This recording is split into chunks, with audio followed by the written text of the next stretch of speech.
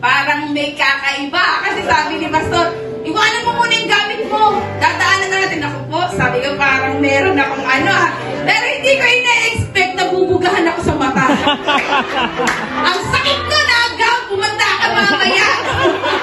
Anyways, thank you very much po. Sobrang happy ako. Sobra. Thank you po. God bless you all po. God bless you all.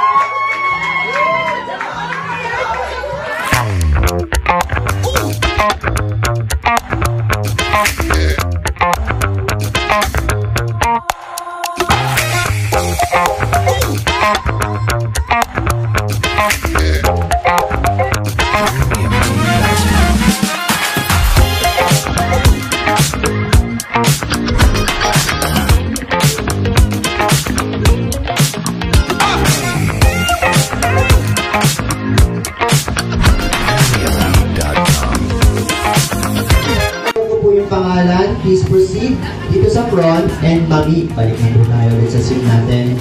Wala na po akong may wish pa dahil saksi po ako kung gaano po kayo kabulasay sa lahat ng aspect ng life niyo. I pray po na i-grant ng Lord yung desire ng heart niyo po dahil alam ko po na kahit anuman pong laki ng problema, mas pinapakita niyo po na mas malaki yung faith niyo para sa Lord. Mahal na mahal ko po kay Mami at happiest birthday. Iiwanan ka kahit saan. Ang totoo naman talaga, masaya kang kasama. Prang ka, totoo, at nakikita ko sa buhay mo na lalo kang pagpapalain ng Panginoon. At lahat ng prayer mo, mag-grant ng Lord dahil ang puso mo napakabuti. Kaya, Pastora, and my dear friend, I love you. Alright, thank you so much, Pastora Bernadette. So, hindi ka na po siguro sasabihin pa lahat. Alam mo naman po yun na lahat ng, hindi ka na po babagati, pero alam naman na po na Lord. Love you, dito lang po kami pa. Oh my God, na mas maging yung business mo, kasi alam naman ni Lord yung heart mo talaga na grabe, lalo na sa church, and then sa ibang mga tao pa. And then siguro, itong candle na to, ito wala siyang hindi ngayon. Pero, grabe, ito yung nagsisimbolize sa life mo, Ate Millet, na minsan na medyo, yung hindi as in mag-glow talaga yung light niya. Pero may mga times na medyo, siya. Pero, grabe, and then sa company, kami mga mga tao, yun. Sobrang thank God kasi, ang laki ng tulong sa life ko, sa buhay mo na hinamit ka ni Lord para sa buhay ko na maraming salamat. Happy birthday. Sobrang namin talaga, hindi naman sobrang napag-important, pero sobrang deserve mo kasi.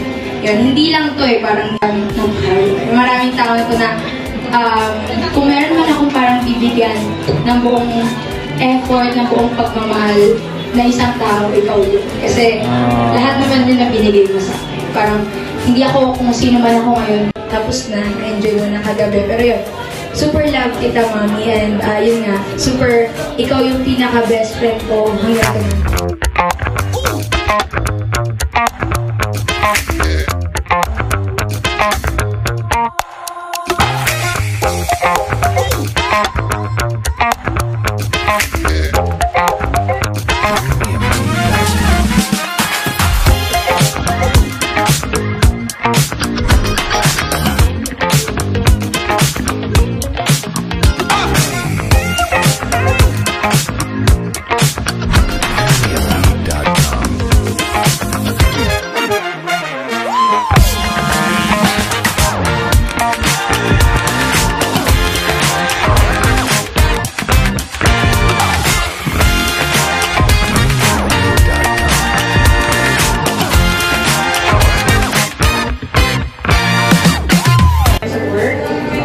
Talagang naglalabang kami ng pabilisan ng trabaho. Pero at the end of the day, nagwawagi naman tayong dalawa. Thank you for the friendship, for the love and the understanding, and of course, for always being the uplifter of the ones na need ng comfort, ng advice. Siya yun. So, di siya nag-hesitant na magsabi na may mali ka or anything kasi concerned siya sa'yo. So, siya ay totoong kaibigan na. So, Ate, Ma'am Nilet, so this is my wish for you. Happy 50th birthday to the most amazing woman. May these your milestones yearly as a beautiful Indians as you are. Wishing you a fantastic 50th birthday, dear friends. Happy birthday, 50 and fabulous suit. You're perfectly here to celebrate your beauty wisdoms and all the incredible things you achieved. To the most wonderful woman on her 50th birthday, Ate Milet, may your day be filled with love, laughter, and all the happiness you bring into your lives. Happy 50th birthday to celebrate the incredible journey. Kasi nagkaroon kami ng tampuhan before. Ulit na connect kami dahil nandito kami sa industry. Ayun, nagpapasalamat na Ate Milet kasi niyakap niya pa rin ako. Kahit alam ko ako yung medyo lumayo. Tatandaan mo yun, di ba? Sabi mo kay Ma'am Lil, Ma'am, ano ba nangyari sa amin? Kasi nawala kami eh. So ayun, kahit ganyan nangyari, mahal na mahal kita. Hindi siya anak mo. Ayun, happy birthday. And stay strong, ate. At saka nakakatawa kahit hindi ka mukhang 50. Para magkasingin na lang tayo. Ayun, happy birthday. I love you. Love you, man.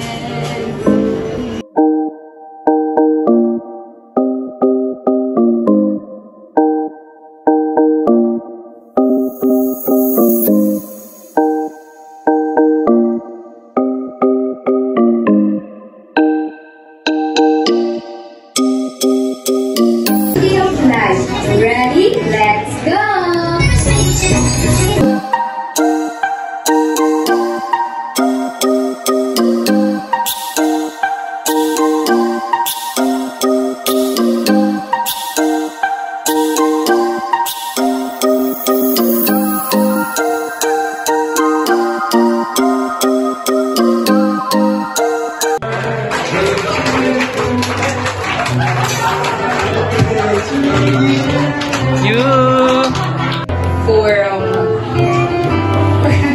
Hindi ko i-wish. I wish for the peace of mind and I wish for the love,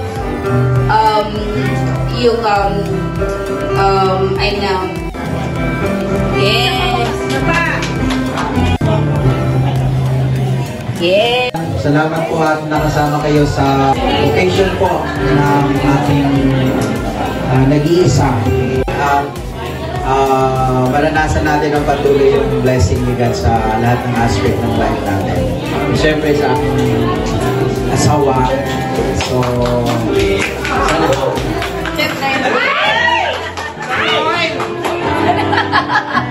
Sobrang daming paiba-iba ng venue ng date. So yeah, thank you so much po. Na-appreciate po namin pamilya yung pagpunta nyo ngayon. Also the caterer po, salamat na po to booth. Thank you po sa lahat. Kay Tita Sweet, Women's Net, Men's Net, thank you po sa pagtulong sa amin. Kaparas family, Bihino family, sa mga ka-friend po ni Mami, ka-office mate, thank you so much po. And ingat po kayo po. Pero salamat po. Ako po, thank you kay JM at kay Jessie Lane for making this event possible. Actually, wala po kasi akong debut nung ako po ay bata pa. So salamat po. Ayun, dream debut ko to. And thank you din sa mga, sa lahat po sa inyo, sa mga friendship ko, pag-BFF ko talaga sa Roberta, sa Martin, sila Mami, Brenda, Blue, and sila Ate Tess, Pastor Egay. So sa lahat po, sila, ang Bihino family, si Nanay, sila Ate, ang Kapatid family, mga kapatid ko po. Maraming salamat, Women's Net, Men's Net, and yung sa tech po, at yung sa mukha ko. Nice guys! Nagulat po ako, pinaggalunan ako diretso sa mukha ko. Di ba sa pool na sa pool caterer, maraming salamat po sa photo booth. And sa lahat-lahat po, actually, kagabi kahapon po, the truth is, umiiyak ako during my birthday. Talagang umiiyak ako kasi bispiras po na magatag ko sa husky kasi napanupot yung tali niya sa 2nd Avenue. 9 o'clock ng gabi pa siya nawala. Natagpuan namin siya mag-aalauna ng madaling araw. So, nandun lang siya. And pinatagtigan. So, wala silang cake sa akin. Binati ako. Tapos, maghapon ka ako, naglaba lang ako. Hinihintay ko. Sabi ko, ando na ako sa kwarto, umiiyak po. Birthday, samantalang ako, kahit cake, kahit spaghetti, wala ako ngayon. Sabi ko, mag-aalas 7 na ng gabi, walang ginagawa ang pamilya ko. Sabi ko, para ako magkakasakit. Talaga po namamagana yung mata ko sa akayak. Lumapit po ito, sabi, tara, labas tayo. Sabi ko, lumabas kayong tatlo, matutulog ako. Kasi matatapos na yung gabi, walang ganap, wala pong cake. At nung ginising po nila ako, mga 8:30 yun, 9 o'clock, may cake na. Tapos may flower. Natuwa na po ako kasi sabi ko, satisfied na ako dito. Craving salt. Salt. Tapos pinatikim na po nila ako hanggang sa inaya nila ako. Kaya itong event na to, actually, tinatanong nila ako kung na-surprise po ako. Eto, sasabihin ko po sa inyo totoo. Si Ma'am Lynn kasi kanina. Hindi, Ma'am Lynn, sabi mo sa akin, uy, bakit ka mai-stress? Day mo to ngayon, enjoy mo. Tapos sabi ko, day ko? Sabi ko kayo, kapag may birthday ko sabi ko ganyan.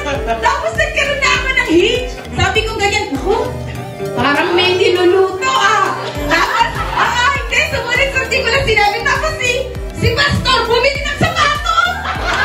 Sabi niya, sabato ako, bibili ako sapatos. Sabi ko, bakit? Kasi buka na yung sapatos ko, kumanga na. Tapos, bumili kami sapatos, expected ko, hubarin niya. Sabi ko, uy, bakit ka nakasapatos? Uuwi na tayo. Sabi niya, hindi, tinatest ko lang kung masarap sa paa. Tapos, nandito na. Talaga yung dibdib ko. Sabi ko, parang may kakaiba. Kasi sabi ni Pastor, iwanan mo muna yung gamit mo. Dadaanan na natin ako po. Sabi ko, parang meron akong pero hindi ko ina-expect na bubugahan ako sa mata. Ang sakit ko na agam. Pumanda ka mamaya. Anyways, thank you very much po. Sobrang happy ako. Sobra. Thank you po. God bless you all po. God bless you all. And thank you. Grace, thank you. Thank you sa lahat. Thank you po.